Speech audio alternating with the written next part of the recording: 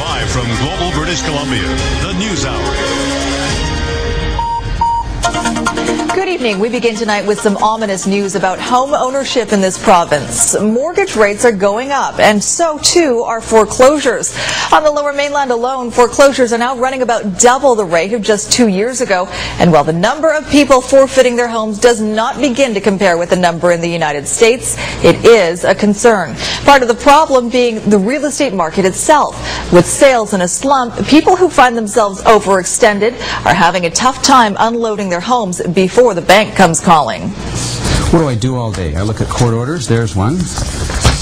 I look at titles. There's one. Bob Rennie may be the king of condos, but you could call Andrew Bury the king of foreclosures. And these days, the Vancouver lawyer is busier than ever. He's even hiring extra staff to help with all the new cases.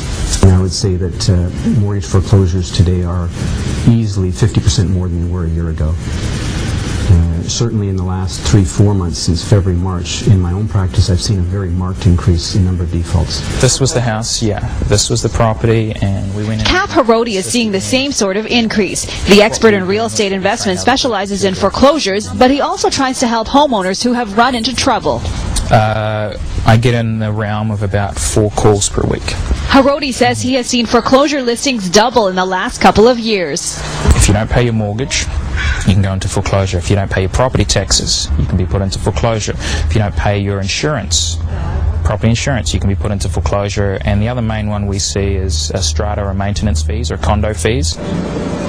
The owners of this East Vancouver home were in foreclosure last year. With 2 mortgages they just couldn't handle anymore. Their property was assessed at $719,000. It sold for $580,000. And as the housing market slowly cools down, it's getting tougher for homeowners who are maxed out. A year ago in Vancouver, if you wanted to sell your house, it was sold in a matter of days ordinarily, and it's simply not happening. So people have less options to bail themselves out because of the slowdown in sales and because of the decreased number of lenders who are in the market. And there are fewer lenders globally because of the huge foreclosure crisis in the U.S. Many of those mortgage companies used to do business in Canada, too. I've been hearing more and more from my American lender clients that what we have in the United States is going to come to Canada. And until last October, November, I wasn't sure I believed them. But there's no question about it. Andrew Bury is in court on Monday with 16 of his cases, and he expects it will get even busier.